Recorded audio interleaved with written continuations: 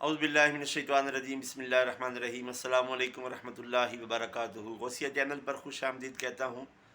میرے چینل کو سبسکرائب کریں، لائک کریں، شیئر کریں۔ آپ کا یہ عمل نیکی کے اس پیغام کو آگے پہنچانے کا ذریعہ بنے گا۔ ویڈیو کو اول سے لے کر آخر تک دیکھنے کی کوشش کیا کریں۔ آج کی ویڈیو میں ہمارے دو دوست موجود ہیں۔ یہ ہیں شاہد بھائی یو پی والے، اور یہ حمزہ بھائی ہیں، ان کا تعلق سیالکوٹ سے ہے، ہمارے روم میٹ ہیں۔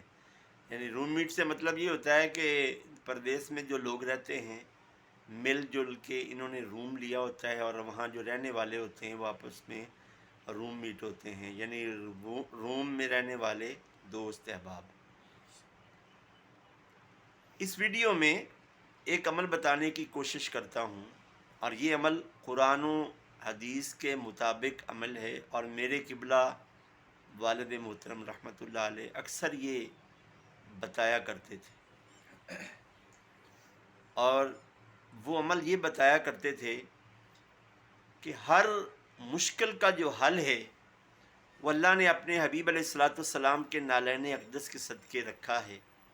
نبی پاک علیہ الصلاۃ والسلام کا وسیلہ مبارک دے کر جب بندہ اللہ رب العزت کی بارگاہ میں التجائیں کرتا ہے، آرزوئیں کرتا ہے، تڑپتا ہے، مانگتا ہے، اللہ پاک اپنے محبوب علیہ الصلاۃ والسلام کے صدقے عطا کرتا ہے۔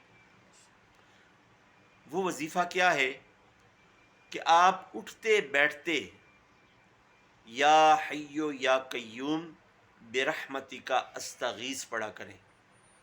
یا حیو یا قیوم برحمتک استغیث، یا حیو یا قیوم برحمتک استغیث۔ وضو ہو تو سونے پہ سہاگا ہے، تو وضو نہ ہو تو آپ شمار کیے بغیر جب بھی آپ کا ذہن فارغ ہو، یعنی یاد آئے، تو زبان پر یہ جاری ہو جانا چاہیے، یا حیو یا قیوم برحمتک استغیث۔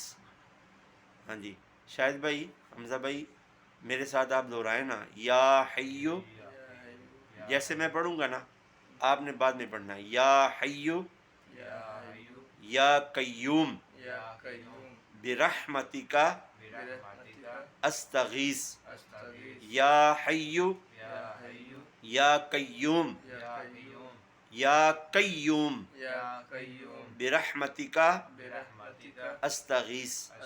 یعنی اس کا مطلب یہ ہے کہ اے زندہ رہنے والے، اللہ پاک کی ذات